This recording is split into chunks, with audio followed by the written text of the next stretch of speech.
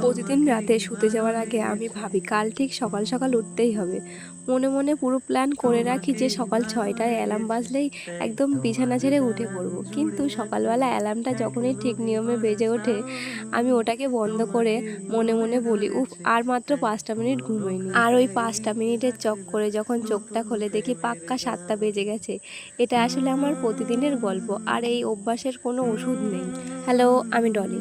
প্রতিদিনের মতো আজকেও রাতে ভেবে রেখেছিলাম সকাল ৬টায় উঠবো, কারণ আজকে দোকানে যাওয়ার একটু তাড়াতাড়িই ছিল। কিন্তু ওই যে চুরমার হয়ে গেল সব প্ল্যান। ঘুম থেকে উঠতে উঠতে আজ একেবারে ৮টা বেজে গেল। তারপরে আর কি, তাড়াহুড়ো করে ঘরের কিছু কাজ করলাম, আর কিছুটা কাজ ফেলেই রাখতে হলো। আসল সমস্যাটা হলো মাকে রাতে বলতে ভুলে গিয়েছিলাম যে সকালে রান্নাটা একটু বসিয়ে রাখতে, তাই সকাল সকাল উঠেই আমাকেই নিজের রান্নাটা আজকে করতে হয়েছে। নিজের রান্না বলে তেমন কিছু করিনি, শুধু ডাল সিদ্ধ দিয়েছি, আর মা গরম ভাত করেছিল আর আমি ডালটা সিদ্ধ বসিয়ে দিয়েছিলাম। আমি রান্নাবান্না এখন তেমন করি না। যাই হোক, ডালটা সিদ্ধ বসিয়ে তারপরে স্নান করে সকালে একটু ১ গ্লাস ছাতু খেয়ে নিয়েছিলাম। ভাতটা এখন আর খাওয়া হয় না, তাড়াহুড়োর মধ্যে সময় হয় না বলে ছাতু নইলে দুধ কমপ্লান এটাই খাই এখন।